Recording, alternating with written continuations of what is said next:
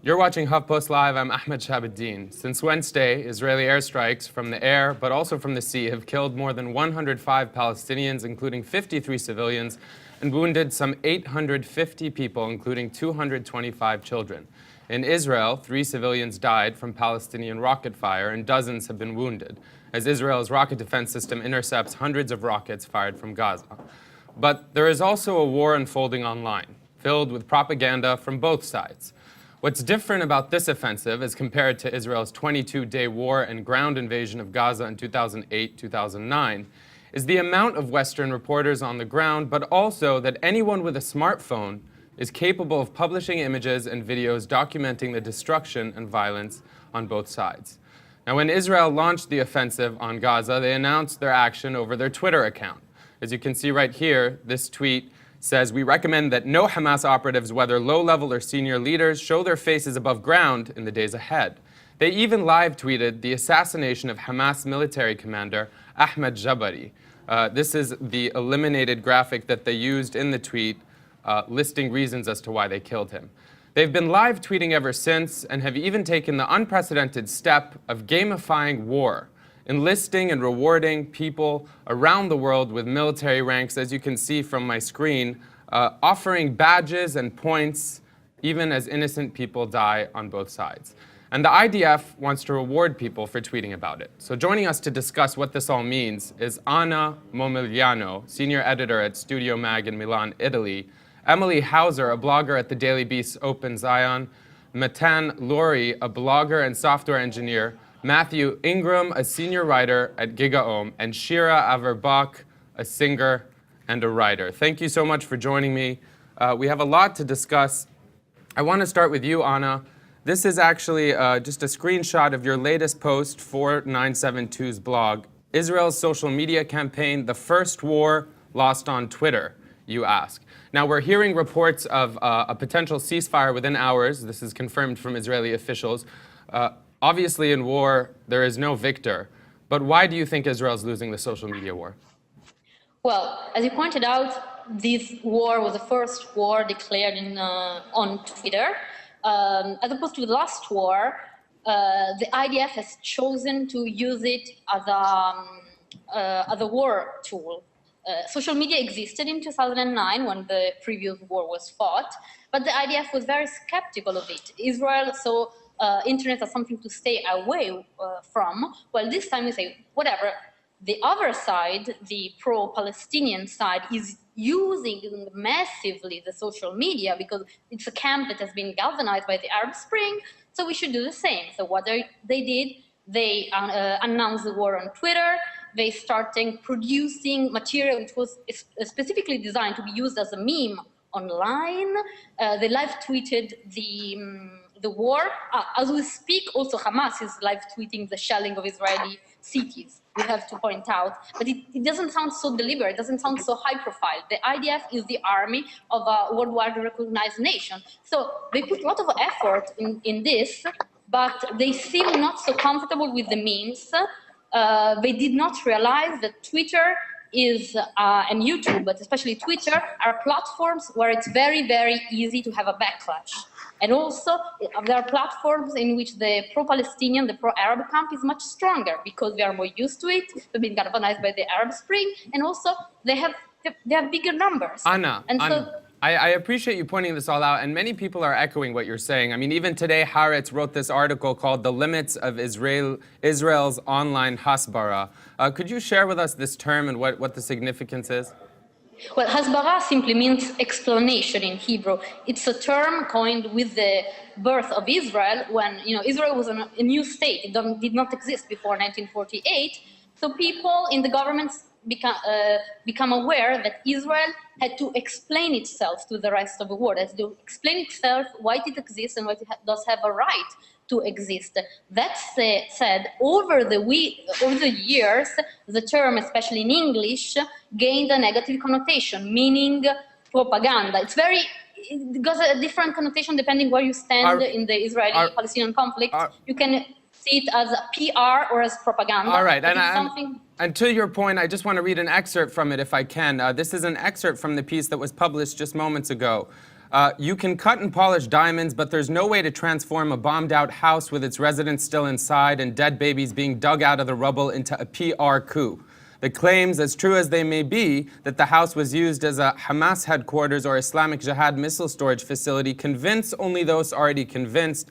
The rest of the world sees only the blood, and while Israel is justifiably proud of the technological wonder that is the Iron Dome missile defense system, the other side is leading in the blood and fear stakes. Matthew, would you agree with this assessment? Well, I think what that does is point out that, social media is a double-edged sword. And I think both Israel and Hamas are having to confront both sides of that sword. So they want to use it to promote their own view of the conflict, obviously, but there are plenty of other views, and there are plenty, everyone who can see it has their own view of what is happening. And so you can see that there's negative response to the IDF's campaign, because it is, they're posting things on Flickr about someone being eliminated and treating it almost as though it was a sort of media campaign. That's, to some extent, that kind of trivializes what they're doing. I've seen a negative response to that. I don't know whether, it appears to be a great tool for promoting your message, but it's also a great tool for lots of other people to respond. And I think that's something they're going to have to deal with. Emily, based on what Matthew said, the reason we asked you to join us back today, you've been gracious enough to join us in recent days, is because of something you wrote in a blog post. You were talking about your children and why you chose to raise Israeli children in the diaspora rather than in Israel. I just want to read from it. You say, a callous, arrogant indifference to the lives of those we occupy and upon whom we are now waging war, and a swaggering, overweening insistence that everybody else sit down and listen, even if it means stretching, ignoring, or reweighting the truth, even if it means a constant drumbeat of insistence that we and only we suffer, that we and only we deserve human compassion, that we and only we have a right to behave as if we live in the middle of a war. Why did you write this, and why are you raising your children outside of Israel? Well, I need to go back 14 years, or I guess not 14. I need to go back to the Second Intifada to explain that a little bit. I'll be as quick as I can. My husband and I had come to the States for me to get my master's degree at the University of Chicago, and I had had my first child when the Second Intifada broke out. And he was born and raised in Jerusalem. I had lived in Israel for 14 years at that point, had made Aliyah, had immigrated, and had every intention of going back with my child and possibly children. And he and I spent a year separately coming to the conclusion that given the way that Israel was responding to the Second Intifada, we really didn't want to raise our children there anymore. And we had this very painful conversation in the course of a visit back home. We had gone to visit family, as we do about once a year, and realized that we had reached this conclusion. We're in this condition, we're in this place now where we have these two precious beings who have to be more important to us than anything else. And we look at Israel and we see this country that has become predicated on and wholly dedicated to perpetuating the occupation and the settlement project. And we just don't want to raise our children in a place like that. So then in the context of what, if I may, in the context of what you wrote, I mean, we have even the Prime Minister himself, Benjamin Netanyahu, taking to Twitter saying, I would like to thank all of the citizens of Israel and all over the world who are taking part in the national information effort. What do you make of Israel's national information effort and the IDF specifically? Well, that's exactly it. And that's part of what I said in that passage that you quoted. There's this assumption that from a top-down, in a top-down direction, official Israel can dictate what the narrative is and tell people what to think about it, and those who do not agree need to take a step back and reconsider their loyalties. And that's also not something that I want to raise my children with. I am fully of my home and desperately want nothing more than peace and security for the country that is still my home, despite all the years I've lived away. But I cannot forget that on the other side of our borders, there are people who we control their lives. We have dedicated ourselves to that control, and currently we're killing them. That matters too. Both of these facts matter, and official Israel tries very hard to make it seem as if only our side of the story, as filtered through official Israel's filters, that's the only story that matters. Our pain is the only pain that matters. Well, I appreciate you sharing that with us, and I want to ask Shira, in the context of what we're hearing about a ceasefire. Everyone wants this war to stop. Everyone wants the violence to stop. Shira, this is a Facebook page. Please stop the war. This is from Israel Loves Iran's page. As you can see, here's one image. I'm just going to scroll down to where your actual post is. This is you right here saying, "Keep working for peace, Ronnie. We're with you." Why did you decide to post this song of peace, love, and understanding? Well, as an Israeli, I've been really obviously frustrated with the situation, and what I did is what I call kind of social media therapy. I found my own outlet of taking music, which is my tool, and expressing my frustration with the situation. I think social media isn't just a tool for propaganda. I think it's a tool for self-expression. And a lot of citizens, and I'm not talking about governments, are feeling very frustrated excuse me, with the situation, and they don't feel like they have an outlet. And I don't agree with you, Emily, that you can't have other opinions. I believe that you can have other opinions because at the end of the day, even if it's a flawed democracy, Israel is a democracy, and yes, I'm a proud true. citizen.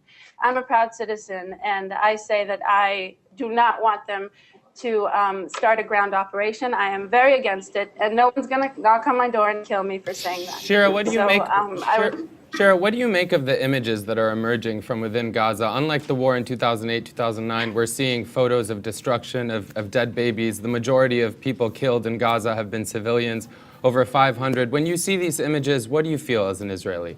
And are you following the story on social media? I am. I'm following both the IDF and the Al-Qassam brigades because I think it's important to see both propaganda and not just one. But what about not propaganda? These actual images that residents in Gaza are sending just of loved ones as their houses are destroyed, so on and so forth. Definitely, definitely. Both sides are sending some terrible pictures, and my suffering is both with the people of Israel and the Palestinians, and there's no doubt that the Palestinians have been suffering a lot more and for a lot longer. I have no doubt about that. But yeah. Sorry, I was just going to say that's part of the power of social media in this kind of conflict is you don't have to get just the official point of view. You don't have to get just the viewpoint from one or two newspapers or one TV station. You can follow individuals who are in that area who are posting things about their lives. I mean, that's hugely powerful, and it can give you a far more direct view of what's going on than you would ever have done. Matt, I appreciate you making that point. Matan, I want to come to you. And to your point, Matt, the official narrative here from Israel's YouTube video, this is, again, one of the strikes on the media offices on Monday. We've shown this before, but there you have what they call a surgical strike targeting the roof of one of the media offices. And to Matthew's point, although this is the official, whether we call it propaganda or media that Israel's putting out, there are also images such as this. This is of the Dalu family, which lived in a two-story building that was once here. 11 members of their family were killed across 3 generations, including 4 children. Here are some more of these images. Matan, these are some of the images that have been circulating online from within Gaza. How are you following this conflict, and how central has social media been to your ability to follow it? Ahmed, I think it's been both a bane and something negative. Obviously, the problem with social media is inherently that you're going to choose who you want to associate with, who you want to watch. So if you really do want a certain perspective, you're going to get a kind of confirmation bias. So I have friends, Israeli friends that are following only the IDF spokesperson. They're following Israeli officials, Jewish American organizations, and they're getting a certain thing. And obviously people on the other side with their own issues. These pictures in particular, I find them troubling mainly because they're, sickening personally to me, but also because how much reliance there is on seeing dead children or seeing houses as if you need to see that, or you need to share it as much as possible to get your side through. Personally, to me, whether it's Israeli or Palestinian, I'm never comfortable seeing a dead baby. So I think people that are... Finish your point, please. I think people that are relying so much on this, dead baby media, as someone was, I think, quoted earlier today saying, personally bothers me. Matan, what would happen? We have to say that Israel controls the movement of goods, people, electricity, water into Gaza. They have for many years since the siege in 2006. Matan, there are reports that they might shut down the electricity in Gaza. We've seen widespread outages in the past few days. What would it mean to you if the electricity was shut off or the internet was shut off in Gaza? I think obviously, personally, I'm not sure which reports. I've seen reports obviously both ways, but obviously, I think that'd be a very negative thing. I think it's getting to the point where there's so much international media and attention on there that it would not be. No one would think it was legitimate, not for any kind of period of time. So obviously, personally, I hope nothing happens, and I hope the ceasefire goes through. But not much to say there. Can I say? Go ahead, Anna. I think that Nathan definitely made a good point by pointing out that there is also a negative side of the social media. Personally, I'm very, very displeased with this voyeurism about dead babies. I find it very disturbing. There is also a problem with mainstream media with this, but with social media there is a bigger problem because there is no one checking. And also we have to think that there has also been on the internet some fake pictures. I've seen pictures of dead Syrian babies passed as if it were Palestinian. I even see a picture of a Israeli baby passed who was alive but hurt, who was kind of tweeted around as if it was a dead. Well, to your baby. point, It's very disturbing. To your point, Anna, what I want to. To your point, I mean, this is the picture, Benjamin Netanyahu tweeting it personally. So if the prime minister is tweeting... It's disgusting. It is disgusting that Netanyahu does it. I'm not blaming just on pro-Arab bloggers or Arab media. I think that Israel is equally disgusting. And as a person who has lived in Israel, I was very surprised that someone as Netanyahu and that the Israeli media showed the picture of the hurt baby, because 10 years ago, that would not have happened. So Anna, let me ask you this, or Matthew, Emily, I'd love for you to jump in here. You know, we debate here at HuffPost Live whether to show images or not, images of war. The reality being, of course, as you know, that if we don't show many of these images, perhaps people can feel disconnected from the conflict. How do you weigh those balances? What are your thoughts, Emily, on that? Well, that's, you know, it's horrifying, and I'm torn by it, because I absolutely agree that there is a point at which you're exploiting dead babies. And honestly, is there anything more awful than to exploit the death of a baby? And at the same time, I very genuinely feel that far too many Israelis and American Jews genuinely, because of willed and willful ignorance, but genuinely do not know what it means that Israel is bombing and killing mostly shelling. Civilians. Right, and what that means, what this war actually means in terms of real lives, of real people. And sometimes, as horrible as it is, that picture of a father clutching a child wrapped in a burial shroud and sobbing, that one, for instance, or and we should mention, of course, that this is the child of a BBC reporter. Right. You know, this is a graphic picture, perhaps to some, but this has been on the front pages of many newspapers on both sides of our... Or the pictures of the babies coming out, being pulled out of the rubble, which to me speaks not only to the fact that we've killed these children, but look at the circumstances. It's, you know, it's so easy to forget the bloody, awful, filthy fact of war. And, you know, Ahmed... Go ahead, Matthew.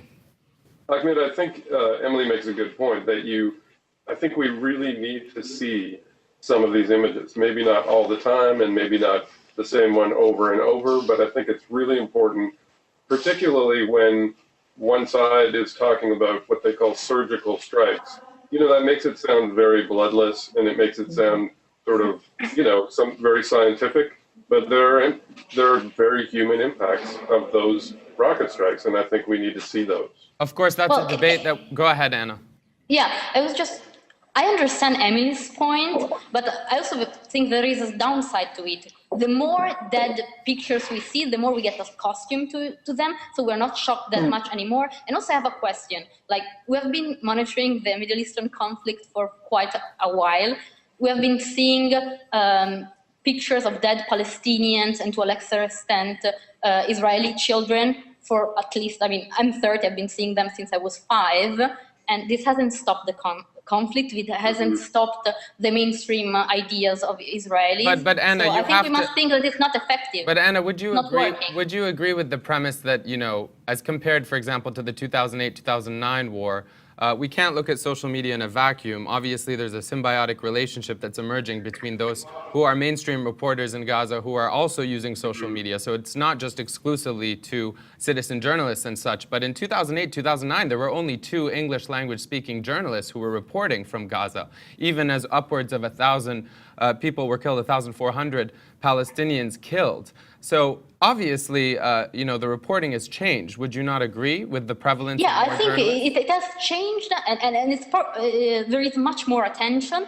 Israel somehow seems a bit more self-conscious of the thing that with social media, with all those journalists, both citizen journalists and professional journalists around, maybe it can get away that easily with Of doing course, what it's of course. doing.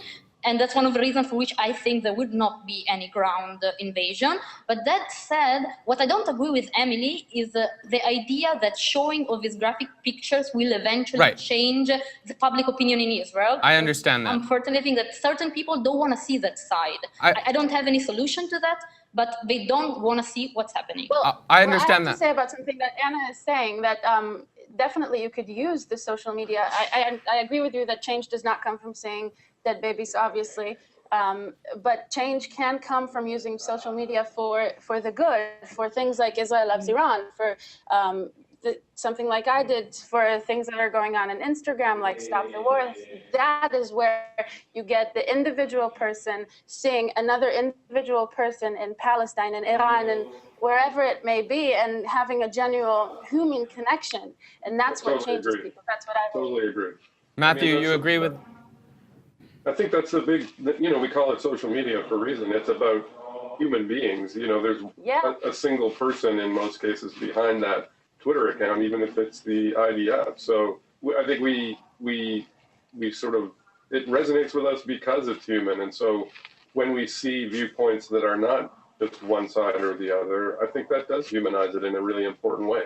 Matthew, I want to ask you, because I know you cover this, you know, for a living. We focused briefly at the top about the gamification of war. Part of what's unprecedented about this war is not just that Israel has announced the war on Twitter, as we can see in some of these actual tweets. If you look at my screen, this is again the IDF spokesperson tweeting, and then Hamas's Twitter account responding, saying, "Our blessed hands will reach your leaders and soldiers wherever they are. You opened hell gates on yourselves." As you know, oftentimes on social media, people tweet things and then get in trouble because they tweeted something perhaps quicker than, you know, we call it Twitter trigger finger, or whatever you might call it. I want to draw your attention to this tweet from Netanyahu's account. He wrote several days ago, "I want to express my appreciation once again to President Obama for his unequivocal, clear-sighted support for Israel's right to defend itself."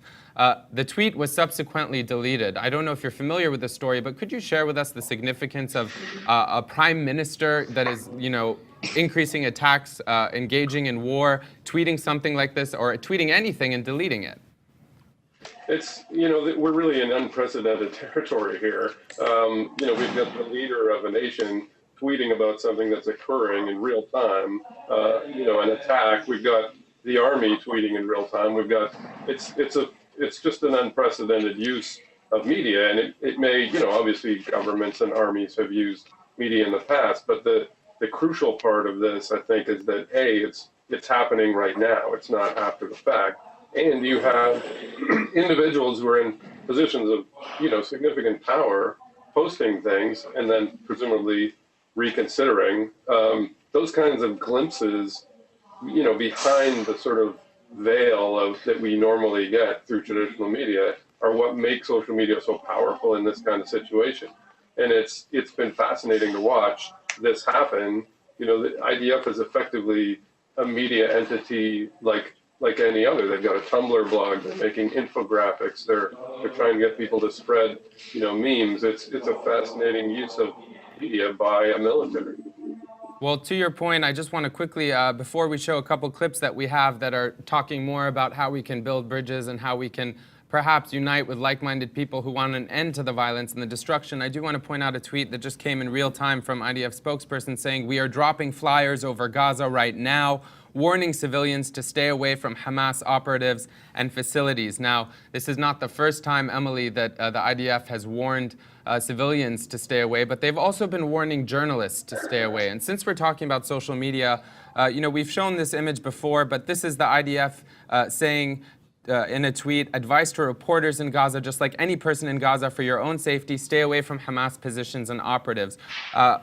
Journalist from NBC, a foreign correspondent in Gaza, saying, "Can you please tell me where those are so I don't get killed trying to report?" What do you make of the use of social media by the Israeli army or by Hamas to warn journalists who are trying to cover and report a war in conventional terms, not, let's say, social media, but using mainstream media, trying to just do their jobs? What do you make of that dichotomy? Well, to my mind, it's an indication, it's another hasbara tool. It's an effort to cover their bases so that they can say, look, we warned people, and look, everybody on earth knows because we tweeted it out. But the fact of the matter is, the thing that they don't follow up with in that tweet is, or either of those tweets is, if I recall, Gaza is 140 miles square, and it's surrounded by fence put up by Israel. There is nowhere to run. So, and Hamas is as much a part of society. I mean, the house where those 11 family members were killed was ostensibly hit because a Hamas member was there, or some that was the excuse. How do you stay away from everyone in your society? How do you run away when your country, so to speak, is the size of Philadelphia and there's a fence around it? And as Ayman said in that tweet in response, if you're a reporter there covering the story, how do you cover the story without talking to an entire side for fear of your own life? It's an effort to use Twitter as a propaganda tool to cover their own bases, but it's not, I don't see it as in any way genuinely useful. Well, in terms of what might be useful, again, we are focusing on the fact that there are more mainstream journalists, Western journalists, foreign journalists, even if they are being targeted or not, they're being bombarded, certainly in their media offices in the Sharut Tower and other offices in Gaza. Alan Fisher, a correspondent for Al Jazeera, just tweeting live saying, moments ago, could be a Gaza announcement within the hour, I'm told, perhaps relating to ceasefire, saying a ground offensive always unlikely given the number of journalists allowed in. Given how many journalists are allowed in, Matthew, Anna, bringing it back to how we can perhaps rally online those who are watching in horror and disbelief and want an end to the escalating violence, what do you think can actually happen? What is the tangible effort that can be made online by ordinary people? And will the governments or the people participating in war actually listen? Well, I think that we don't have to delude ourselves too much about the power of social media. I'm a fan, but no, social media cannot stop war alone. But certainly, I think that the Israeli government and maybe even the IDF is somehow realizing that the eyes of the world are on it, and that part of the Israeli audience is starting to get worried that the escalation may get bigger. So I think it's one of the many tools that we have as a form of social pressure for the Israeli government, for Hamas, for the IDF to say, look, the eyes of the world are on you, and people, I think that even the Israeli base may be pro-war at the beginning, but there were polls in Israel saying that the majority of the population does not support a new invasion of Gaza. Right. And also, I think that the IDF has somehow realized that its own PR policies is becoming a backlash. So okay. I think we have to keep the pressure. That's the only thing we can do. Okay, Matan, I want to ask you, we've heard reports, as you can see on Twitter, people talking about the fact that Hillary Clinton, the U.S. Secretary of State, and Ban Ki-moon are to arrive in Israel for talks. What do you make of this development, and do you think that this will actually bring about a ceasefire? The U.S., can the U.S. be a credible mediator? Well, I'm going to say, first of all, that probably the U.S. has a better chance on social media of convincing a ceasefire right now. I think, as Anna mentioned, a few others, certainly it can highlight things. In my personal experience, I've seen a lot more people highlighting, this didn't happen or that didn't happen or this is wrong and not really calling for an end of violence. But going back to what you said, yeah, there can be a ceasefire. I've read online from multiple sources that Egypt's asking for one thing, Hamas is asking for one thing, Israel's asking for one thing. It's totally possible, but as far as the social media angle on it, I think you have to really separate public diplomacy and you have to separate what's happening behind the scenes, because I think both Israel and Hamas are much more likely to listen to Egypt or Ban Ki-moon or Hillary Clinton than Instagram or YouTube right now. Well, it's a fair point. I mean, to that point, Emily, we have Rebecca W. perhaps cynically saying, "Oh, yay, Jerusalem will be safe now that Hillary Clinton is on the way," said no one ever. What do you make of this development? Well, it's interesting. I know the legal reasons for this, but I find it interesting that the Secretary of State of the United States of America is flying to the region to try to broker a ceasefire, but cannot directly speak with anyone on one side of the hostilities. I really don't know what to think, because I feel like Hamas, for its own domestic political reasons, really can't accept a ceasefire that doesn't include a lifting of the siege, which is something that Israel will not be likely to agree to, a lifting of the blockade around Gaza.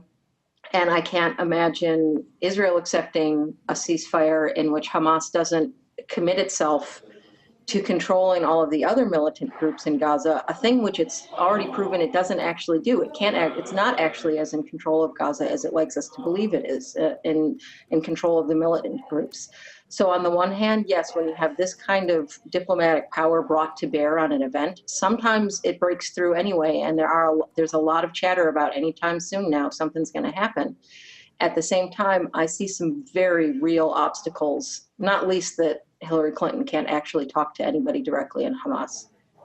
Shira, I don't know if we can play the video that you made. We're talking about whether or not a ceasefire is possible. Everyone's hoping that the violence will end. I'm sure you're one of them.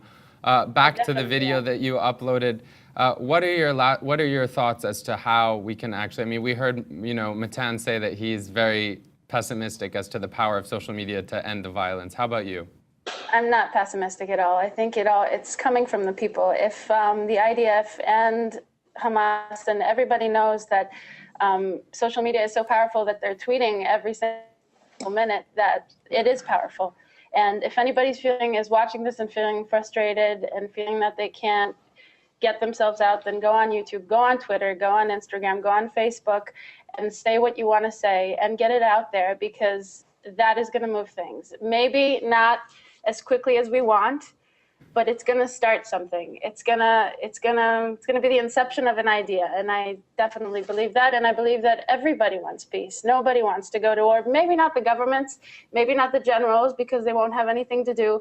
But the people don't want war. Nobody wants this ground operation. Not Israel and not Palestine. Well, thank you very much for joining us, Shira, Matthew, Matan. We're going to have to leave it at this, but as you all know, Emily and Anna, thank you for joining us. The conversation here at HuffPost Live never stops. We can only hope for a ceasefire. We can only hope for an end to the violence, but one thing we know is we're going to be discussing this, of course, for many days to come. So thank you very much, and stay tuned. There's much more coming up ahead at HuffPost Live.